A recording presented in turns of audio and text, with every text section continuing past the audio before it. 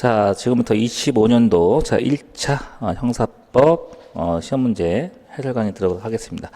자, 해설 강의 들어갈 때 뭐 40문제 전부 다 하는 것보다도 그 어렵다고 판단된 거 있죠? 자, 어렵다고 판단된 거에 한해서 선별적으로 해설 강의 들었도록 하겠습니다. 자, 보면은 4번 봅시다. 자, 4번 보면 자, 구속요건 착오에 관한 설명으로 가장 적절치 않은 것 있죠? 자, 1번에 자, 갑이 친구 A를 B로 착각. 자, 친구 A를 B로 착각 유추. B에 대한 살해의 고의로 A를 칼로 찔러 살해했다. 그럼 갑은 A에 대한 그 살인죄를 구성한다. 즉, 이거는 우리 대표님 판례 의함이죠. 동, 중, 객이죠. 동가치 사고 중 객체 사고이기 때문에 법정적 판례에 의하면 동가치는 발생 사실의 고의기수.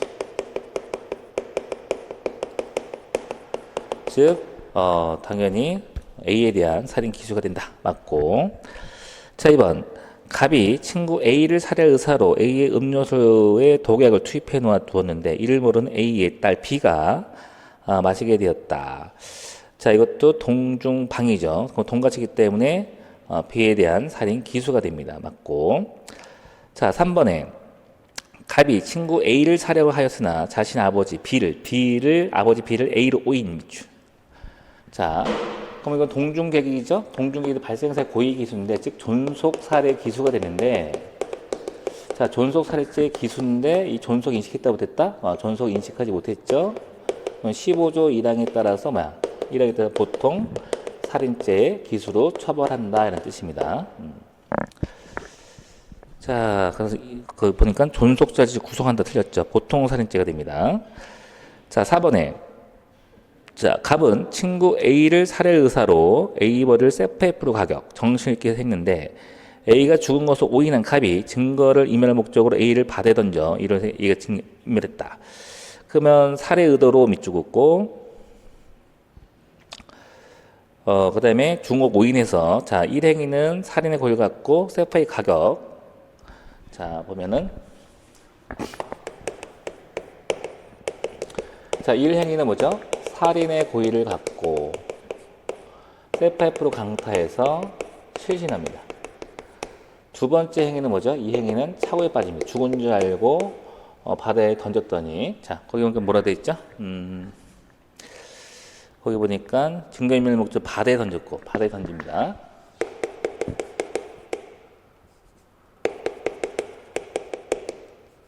바다에 던졌고 이건 익사했다. 그죠? 그러면 판례에 의하면 이건 개괄적 고의살에서 즉 행위와 결과에 연결관계에 흠이 생겼죠. 그럼 인과 과정의 착오로서 처음과 끝 그대로 읽으시면 답이 나오죠. 살인 기수다 이렇게 보시게 됩니다. 살인 기수. 그렇죠. 얘들은 살인죄 구성한다. 맞고. 자, 5번 봅시다. 가실범과 결과적 가중범에 관한 설명을 옳은 것만은 모두 골라라. 자, 기억에 자, 갑이 A의 얼굴을 주먹으로 수에 때리는 등 무차별 폭행을 하여 상해를 가하자 A가 갑의 폭행을 피하려고 도를 건너 도주하다가 치여 사망했다. 폭행 및 죽었고 상해구나. 쭉 보니까 자, 두 번째 상해를 가하자. 상해 및 죽. 그리고 피하려다 내모치고 도주하다 내모치고 사망. 즉 기본범죄의 상해를 피하게 한 과정으로 사망이 나왔죠. 상해, 치사가 됩니다. 그래서 결과적 가중범의 직접성이 인정되는 게 뭐 있죠? 기본범죄 그 자체, 기본범죄 그 수단, 기본범죄 피하게 한 과정이기 때문에 상해, 치사, 즉 인간이 인정이 됩니다. 인정되지 않는다. 틀렸고. 자, 니네 보면 자, 수련병원 전문의 전공의 을이 수직적 분업관계에 있는 경우 자, 을에게 전적으로 위임된 것이 아닌 이상 갑은 자신의 주로 담당하는 환자에 대해서 의뢰하는 의료행위를 내용으로 적절한 것인지를 확인하고 감독할 주의무가 있고 만약 이 같은 업무상 주임을 소홀히 한 환자에 대해서 위해가 발생됐다면 당연히 갑도 가실 책임을 면할 수 없다. 맞죠? 자, 수직적 분업에서는 이제 그 하위자의 가실 책임에 대해서도 지휘 감독하지 않으면 갑에 대해서 가시 인정된다 보시면 되겠죠. 자, 디귿. 자, 의사 갑이 할로테인을 사용한 전신마취에 의한 난소종양 절제 수술함에 있어 혈청의 생화학 반응에 대한 간 기능 검사로 환자의 간 상태를 정확히 파악하지 않은 채 개복 수술을 시행해서 환자가 A 급성 정격 간염으로 인해서 사망 경우, 자, 이때 혈청에 관한 간 기능 검사를 시행하지 않는 갑의 가실과 A 사망 인간이 있다고 하려면 갑이 수술 전에 A에 대해 즉 간 기능 검사를 하였더라면 밑줄 그으세요. 즉 합법적 대체행위를 해야 되죠. 합법적 대체행위면 사망하지 않았을 것이다 판단됩니다. 그래서 자, 요거는 뭐냐면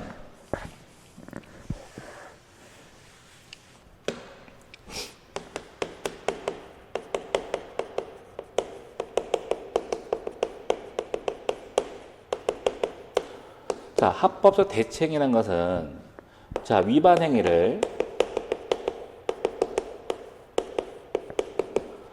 합법적으로 대체행위를 합니다. 자, 합법 대체행위 때 동일한 결과가 일어납니다. 자, 동일한 결과가 일어나면 객관적 귀속시킬 수 있다 없다? 귀속시킬 수 없다. 즉 인간계 부정된다는 뜻이고, 다른 결과가 일어나면 객관적 귀속이 된다. 인간계 인정이 됩니다. 자, 그래서 여기서 보면은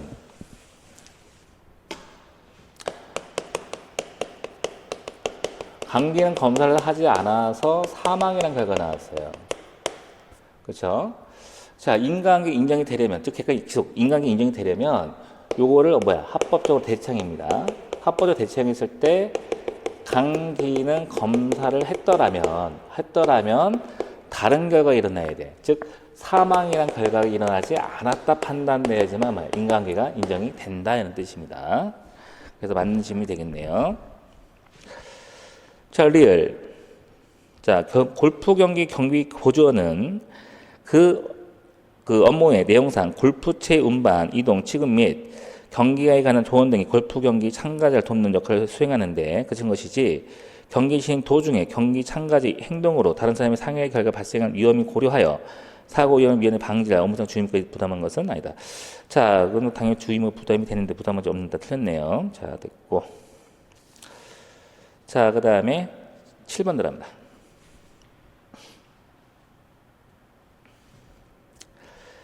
자, 기억을 보게 되면, 자, 어떠한 행위가 형법 20조 사회상규에 위배되지 않는 행위인지를 평가함에 있어서는 목적의 정당성과 수단의 정당성 요건은 행위 측면에서 사회 판단이 되는 것이고, 보호법과 침해의 이익, 법익 균형성 결과 측면에서 고려되는 것이고, 기준이다. 그래서 행위 긴급성, 보충성은 고려 요소가 될 뿐이지, 그저 독립 요소는 아니다. 그래서 우리가 이제 이런 식으로 많이 연습했잖아. 한 것처럼 그 정당의 요건은 뭐죠? 정상균 보급이에요. 그렇죠? 정상균은 보급병이다 했을 때 정당성과 상당성은 이건 어디 측면? 행위 측면이죠. 행위 측면이고, 그다음에 법익 규정성은 결과 측면에서 판단한 겁니다.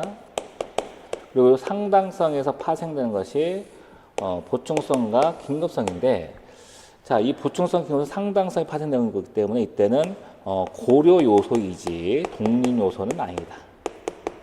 자, 이거 잘 기억하고 계시고. 자, 그다음에 니은 보면 갑이 자신의 토지에 인접해 있는 A 소유의 상가 건물의 건축법상의 위험 요소가 존재함에도 애가 그 같은 위험 요소를 방치 내지 조장하고 있을 뿐만 아니라 해당 건물 건축 허가에 관한 관할관청의 행정 행위에 하자가 존재한다는 이유로 상가 통에 이용되고 있는 자신의 토지에 철조와 철망을 설치하고 포장된 아스파트를 걷어내 밑줄 그으세요.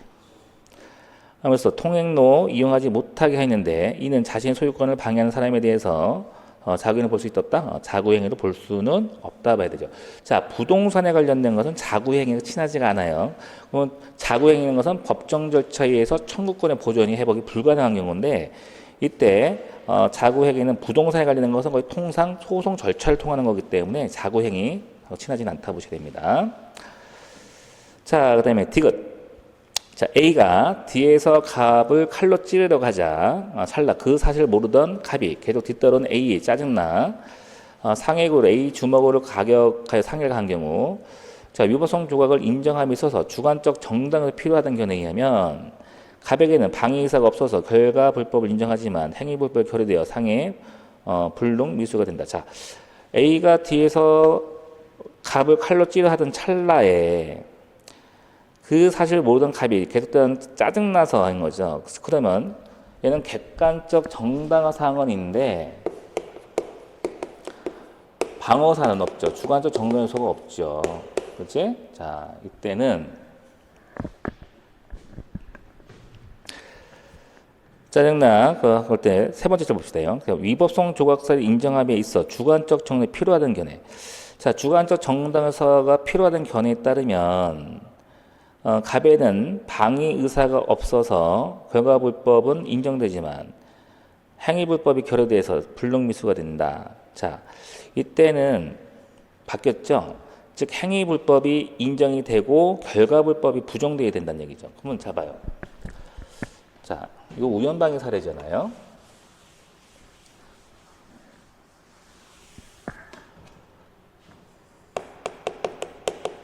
이런 객관적 정당화 상황인데 주관적 정당 요소가 없죠.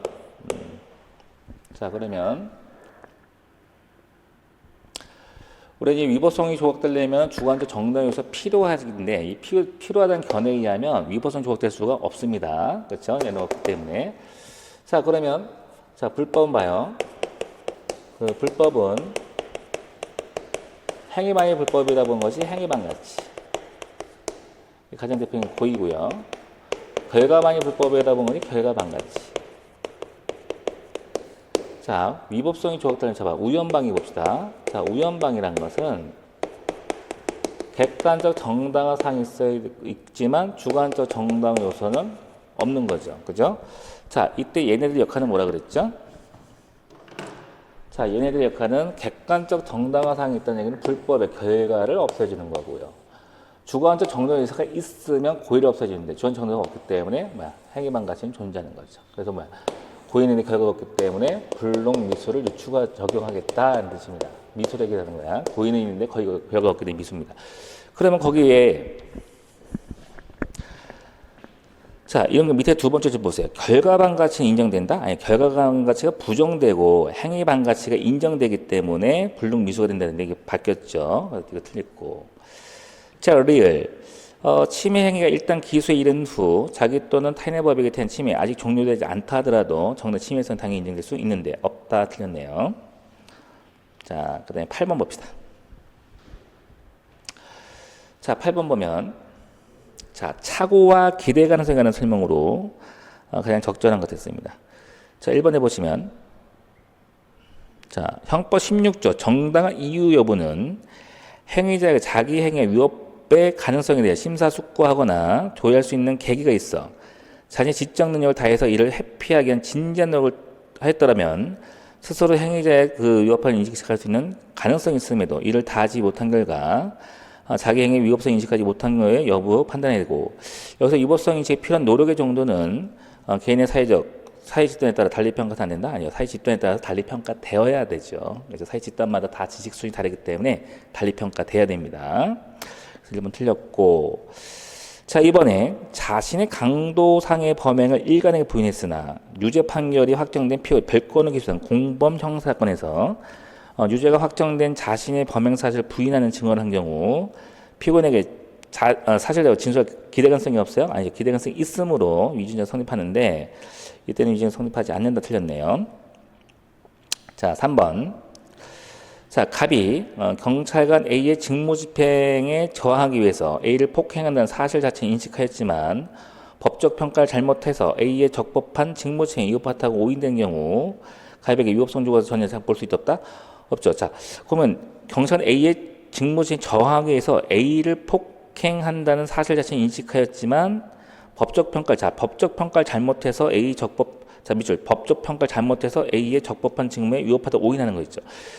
이 적법한 행위를 오인하고 있다는 것은 이거는 위전책이 될 수는 없어요. 즉 뭐냐면 적법한 공무 집행한 것을 불법한 공무다 생각하는 거잖아. 이거는 이런 방어 주관적 평가를 잘못하는 것은 객관적 정당화상 있고 주관적 정당화가 없는 위전책에 해당할 수는 없다 보셔야 됩니다. 그럼 객관적 정당화사도 존재 자체가 없다는 얘기예요.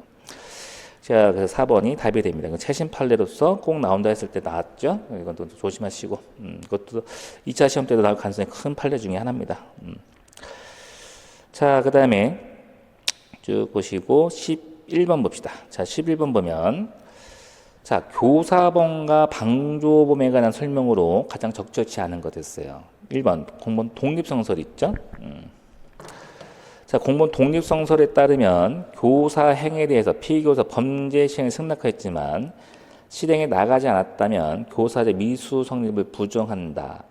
자, 공무원 독립성설은 정범의 행위가 없다 하더라도 뭐만 전달하면 의사가 전달되면 바로 공무원 성립이 가능하죠. 그래서 거기 공무원 독립성설에 따르면 교사 행위에 대해서 피교사자가 범죄 시행을 승낙은 했지만 그럼 의사 전달됐네요. 근데 시행에 나가지 않은 경우는 교사의 미수 성립을 인정할 수 있는데, 즉 의사 전달할 때 교사 인정됩니다. 시행 나가지 않다 하더라도 의사가 전달되면 바로 공범 성립이 가능하기 때문에 미수 인정할 수 있다. 부정한다 보시면 틀렸고. 자, 그 다음에 그래서 여러분이 그 공무원 독립성설은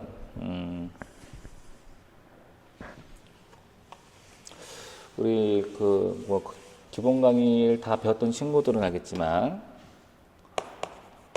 독주간부 공미공인 자당 신단원.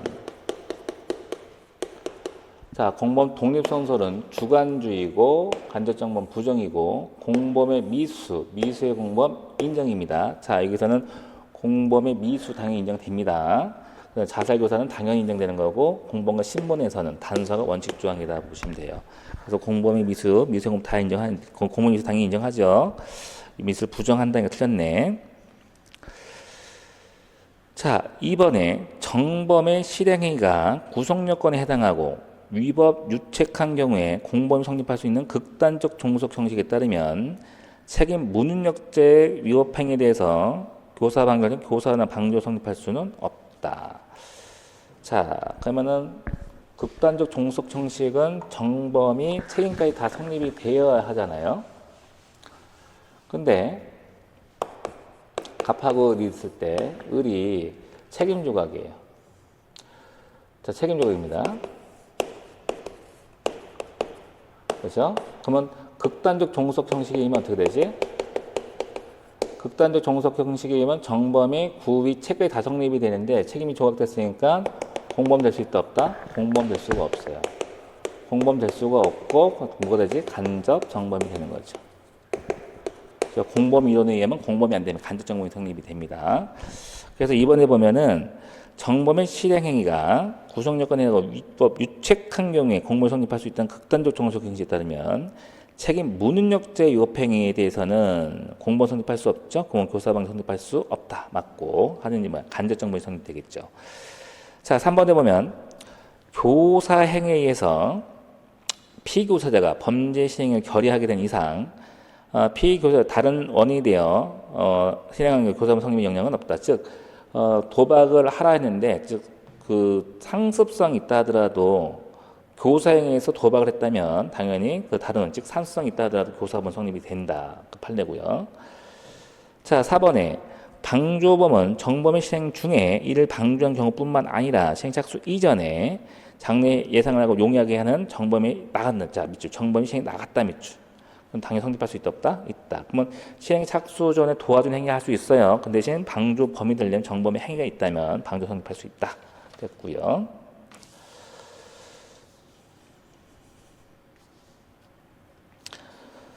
자, 그 다음에 쭉 보시고 다 어려운 건 없이 다 봅니다. 자, 쭉 보시고 요번에는 최신 판례가 곳곳에 들어왔는데 그 최신 판례가 아주 굵직굵직한 것만 나왔기 때문에 그 실질적으로 이렇게 문제 푸는 데는 많이 무리는 없었을 것 같아요. 그래서 우리 한번 거기 봅시다. 17번 봅시다. 17번 보시면 자, 업무방해죄에 관한 설명으로 가장 적절치 않은 것 됐습니다. 자, 1번.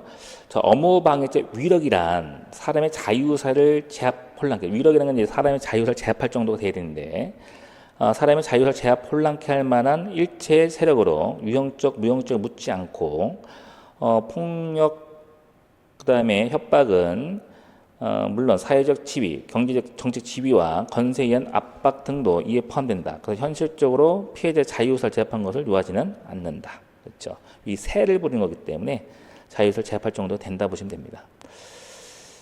자, 그다음에 2번에 보면 업무의 개시나 수행 과정에 실제 또는 절차상 하자가 있다 하더라도 사회생활상 도저히 용납할 수 없는 정도의 반사회성을 띠는 경우 있죠. 법적 보호의 측면에서 동등한 평가를 가질 수밖에 없는 경우에는 이르지 않는 경우는 업무방해 보호된 업무에 해당이 된다. 그렇죠? 그럼 우리가 반사회성을 띠는 즉 불법성이 커가지고 큰 거는 업무가 될 수 없지만 그게 이르지 않은 경우 있죠. 뭐 계약 위반이라든지 행정법규 위반은 불법성이 크지 않기 때문에 업무 보호된 업무에 해당이 됩니다. 그 얘기를 하는 거고. 자, 3번에 자, 업무방해죄 성립에는 업무방해 결과가 실제로 결과를 발생을 요하지 않지만 업무방해 결과를 초래할 위험은 자, 위험이 발생된다. 위험 밑줄이죠. 업무방해는 위험범이죠. 그래서 방해 위험성이 있어야 됩니다. 그래서 만약에 위험성조차도 없으면 업무방해 성립하지 않는다 이게 뜻이고요. 자, 그다음에 4번. 자, 위력에 의한 행위의 결과가 실질적으로 상대방의 업무에 지장을 초래한다면 그 행위를 가지는 정당한 권한을 행사한 것을 볼 수 있는 경우라도 업무방해 성립한다. 자, 위력에 의한 행위의 결과 실질적으로 상대방 업무에 지장을 초래했다면 그것이 행위자가 가진 정당한 권한 행사를 볼 수 있는 경우 밑줄. 자, 이런 경우는 업무방해 성립할 수 없다. 정당히 될 수가 있다 보는 거죠. 조각될 수 있는 거고. 자, 됐고. 자, 그 다음에 20번 한번 볼까요? 자, 20번 보면은 자, 사기죄에 관한 설명으로 가장 적절하지 않은 것 됐습니다. 자, 1번에 보면 자, 전문 건설업을 부정등록한 무자격 건설업자 갑이 전문 공사 하도급 받을 수 있었음에도 건설회사 담당자가 이런 사실을 숨기고 밑줄 계획을 체결했네요. 각 계약에 따라서 공사 계획을 지급받은 경우 해당 공사의 하자나 시공에 관한 결함이 밝혀진 사실이 없고 도급받은 보수공사 또한 모두 정상적으로 준공된 것으로 보아 사정이 있다 하더라도 갑의 사기에 대한 기망 행위로 인한 재물 편취에 해당된다. 자, 이때는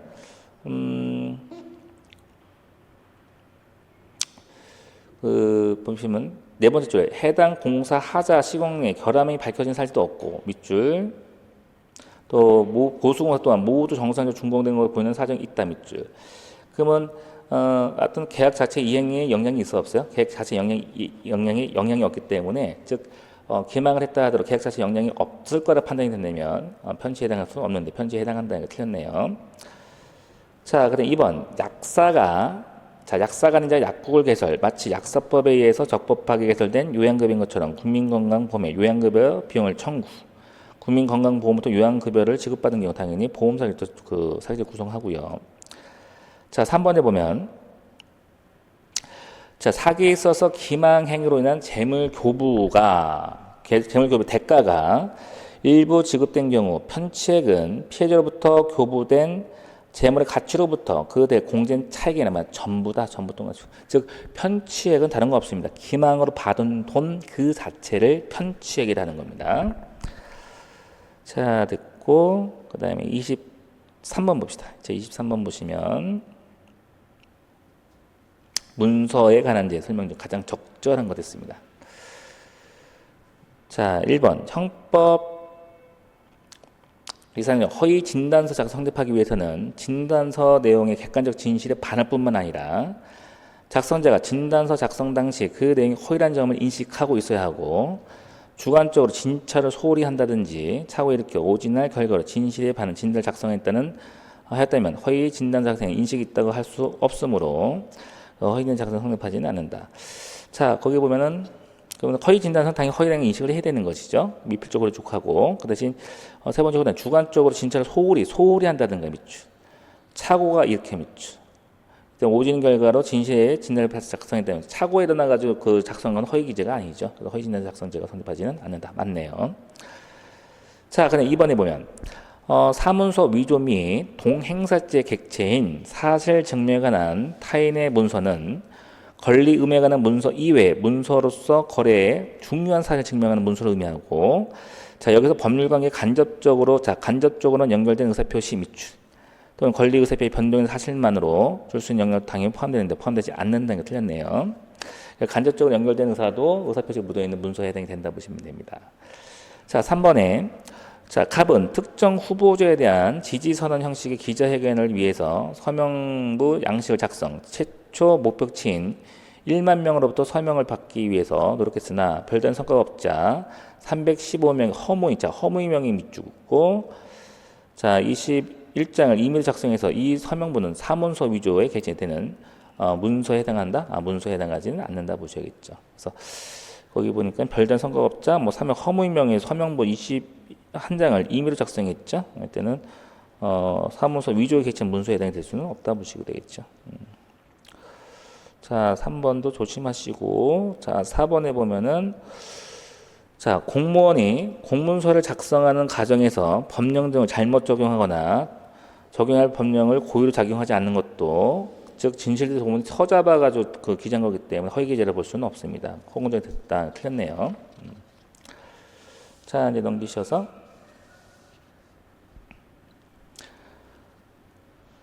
자, 25번 들어갑니다. 자, 25번 보시면 자, 공무원의 직무에 관한 제에 대한 설명으로 가장 적절하지 않은 것 됐습니다. 1번. 자, 공무원이 아닌 사람과 공무원이 공모하여 금품을 수수한 경우 각 수수자가 수수한 금품별로 직무의 관련성이 유무를 달리 볼 수 있다면 각 금품의 직무 관련성을 따져 뇌물성을 인정해야 된다. 자, 거기 보니까 직무 관련성 있죠? 두 번째 줄 직무 관련성 유무를 달리 볼 수 있다면 밑줄 긋고 그래서 각 금품마다 직무 관련 따져서 밑줄 긋고 뇌물성 인정이 되는 거고 자, 우리는 뇌물은 이제 직무 관련성 부당한 이기 때문에 직무 관련성이 있어야지만 됩니다. 그러니까 직무 관련성을 달리 볼 수 있다는 걸 각 갭을 따져줘서 판단해 줘야 되는 거고 자, 이번에 공무원 자신이 직무에 관한 속한 사항에서 실무 담당자로 하여금 자, 실무 담당자로 하여금 그 직무를 보조한 직무 집행을 보조하는 사실 행위를 하도록 밑줄 직무 집행을 보조하는 사실 행위를 하도록 했다 밑줄 자, 이거는 당연히 해야 됩니다.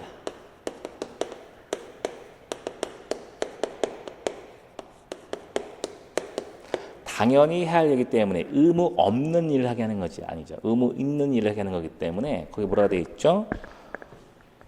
의무 없는 일을 하게 한테 해당한다. 틀렸네요. 됐습니다. 자, 뭐 26, 27 다 이제 판례 문제니까 됐고요. 자, 이제 수사 증거 파트 들어갑니다. 자, 28번.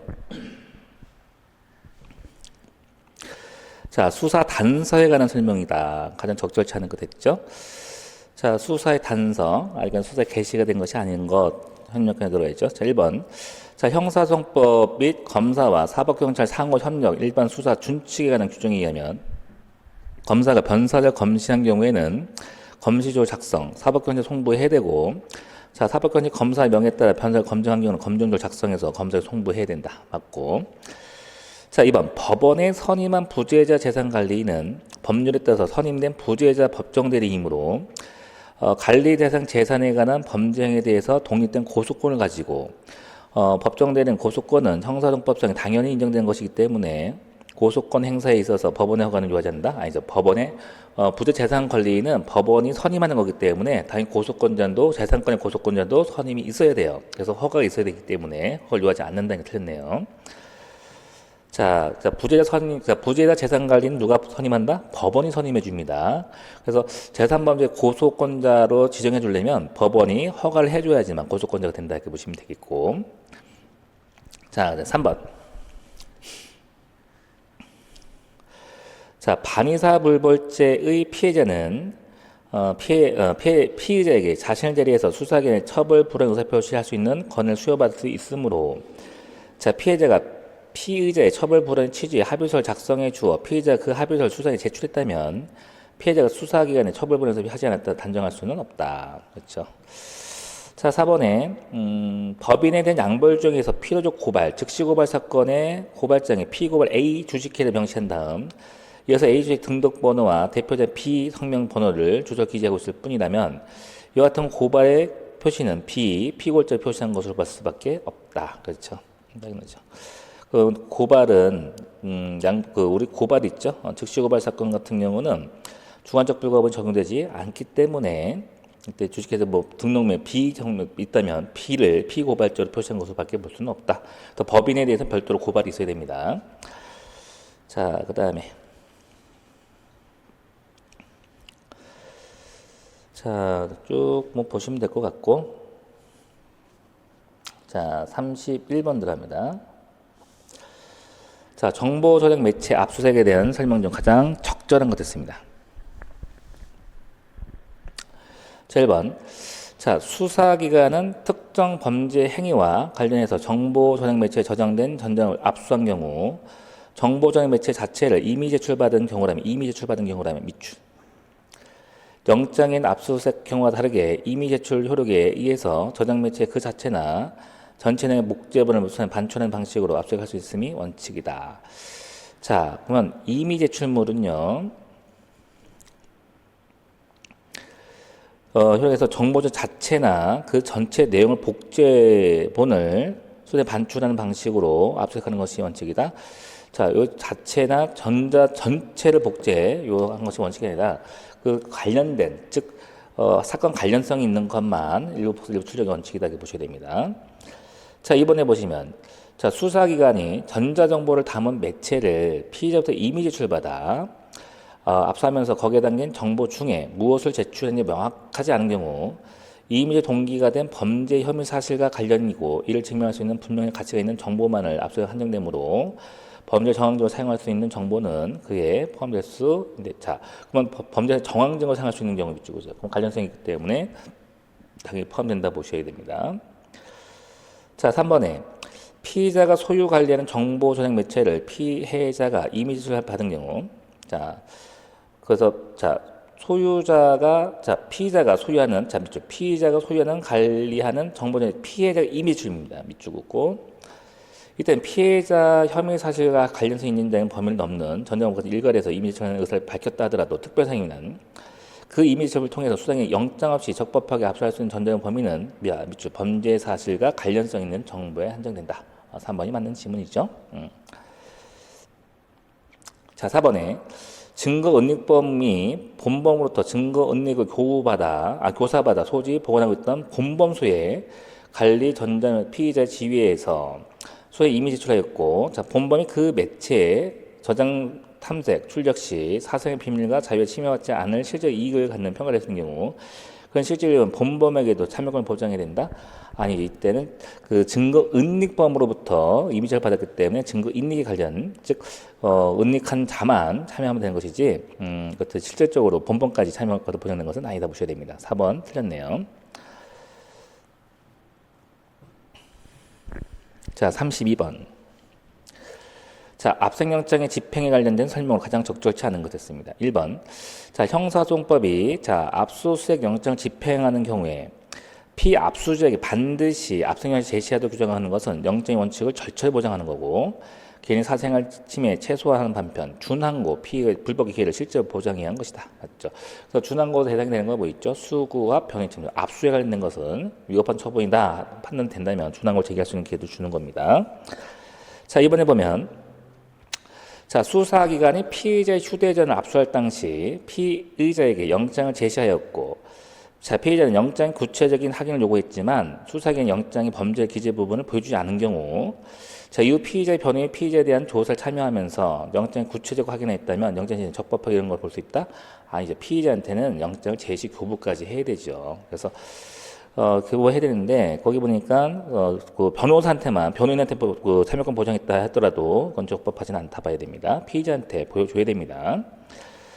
자, 3번에 금융실거래 및 비밀보장에 관한 법률 제4조 금융계좌 추적용 압수영장의 집행에 있어서 자, 수사기관이 금융기관으로부터 금융거래 자료를 수신하기 앞서 금융기관 영장 원본을 사전에 제시하지 않았다면 적법 집행 볼 수는 없다. 맞고. 자, 뭐 4번을 읽어보시면 될 것 같고요. 자, 그 다음에 35번 들어갑니다. 자, 증명의 책임과 증명력에 대해서 가장 적절하지 않은 것 됐습니다. 자, 1번. 자, 형사재판에 있어서 이와 관련된 다른 형사사건의 확정 판결에 인정된 사실은 특별한 사정이 없는 한 유력한 증거가 되는 것이나 당해 형사에 제출된 다른 증거에 대해 비추어 형사 확정 판결 사실 기도로 채택하기 어렵다 인정될 때는 이를 배척할 수 있다 없다? 있다. 맞고 항상 당해 사건 기준으로 봐야 되는 거고요.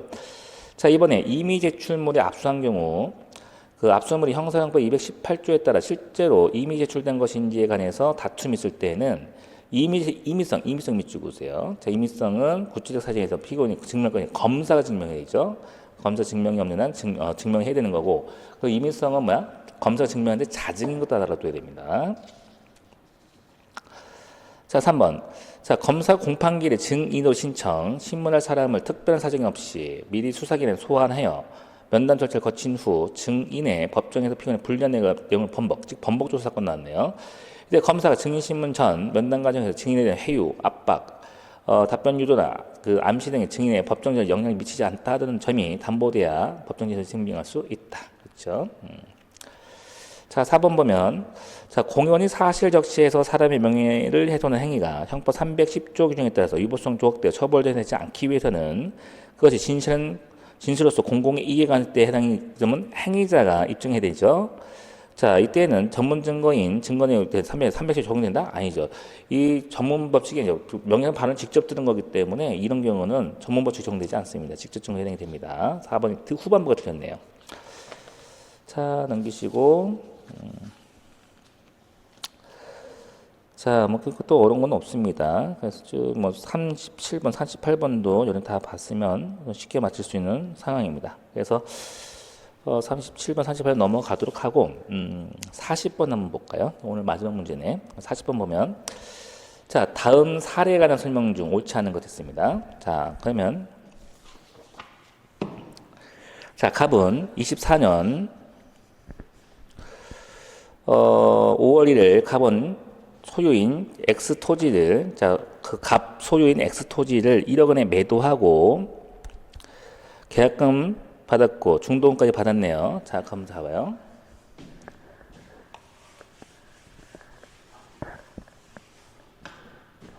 갑은 X 토지를 A로부터 계약금하고 중도금까지 받았습니다.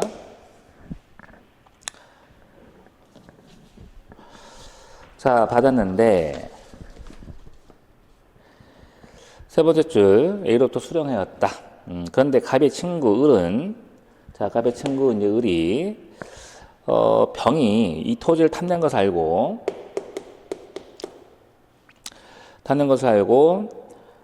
이상 5월 11일 그 갑을 부추겨 갑으로 하여금 웃돈을 받고 엑스토지를 병에게 마음먹었다. 그에 따라 24년 12월 X토지를 1억 5천에 매도하고 간 병을 대학 전매를 받고 곧바로 병을 소유권 이전 등을 해줬네요. 부동산 이중매매 사건 나왔죠? 자, 소유 등을 했습니다. 자, 등기를 이제 넘겨줬는데, 이건 이제 계약금 받은 이걸 넘겨준 거죠.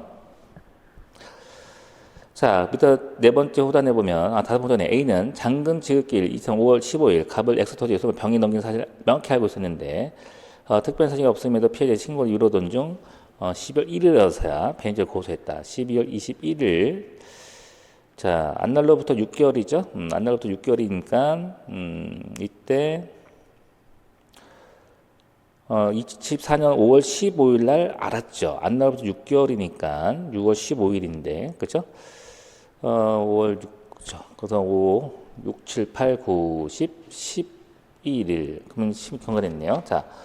12월 1일 날 했죠. 그건 12월 24일, 5월 15일 밑줄 긋고, 그 다음에 24년 12월 1일 밑줄 긋고, 현재 고소합니다. 자, 기억을 보게 되면, 자, 갑이 병에게 X토지를 매도하고, 그 소유권을 맞춰준 행위는 A가 신인간 저버려서 당해 배임죄 구성요건에 해당이 되죠. 자, 이중매매, 부동산 이중매매 당해 배임죄 됩니다. 맞고. 자, 니은의 X토지는 갑의 배임행위로인 거죠. 배임행위는 뭐 재산상 이익이잖아요.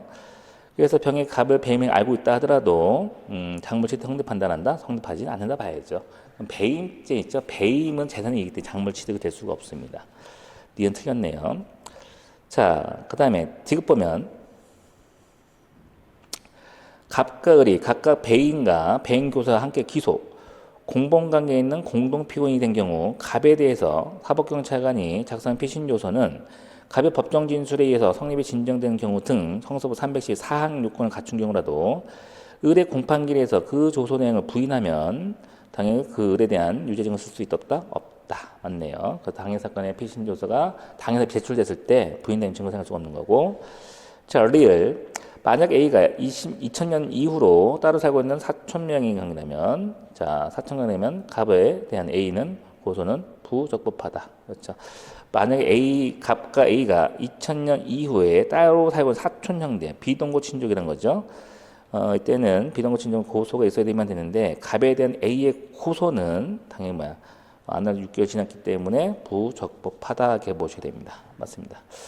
자, 그래서 그 중요한 거 틀린 우리 그 결과적으로 데이터 뽑아가지고 우리 친구들이 이제 많이 틀린 부분만 이제 선별해서 작업을 했는데, 그 25년 1차 형사법 문제는요, 여태까지 그 시험 개편되면서 문제 난도가 좀 쉬웠던 파트다 이렇게 보시면 됩니다. 그래서 이게 좀 쉽게 출제가 됐는데, 그 2차 준비는요, 자, 2차 준비는 요즘은 시험 추세가 굉장히 어렵게 추세가 나오기 때문에 2차 준비는 1차 시험을 중심으로 난도를 조절하면서 공부를 하지 마시고, 자, 이거보다 더 깊이 있는 그 학설이라든지 이론적인 문제까지 다 이제 대비를 하시면서 2차 준비를 좀 준비를 하셔야 될 것 같아요. 그래서 요게 2차 시험이 너무 쉽게 났기 때문에 2차 시험은 당연히 어렵게 날 것이다 이렇게 판단을 합니다. 그래서 그 학설과 이론적인 문제도 꼭 대비하시고, 그러니까 최신반에 꼭 대비하시면 2차 시험을 무난하게 준비할 수 있으라고 생각을 합니다. 자, 이로써 25년 1차 형사법 해설 강의 마치도록 하겠습니다. 여러분 고생하셨습니다.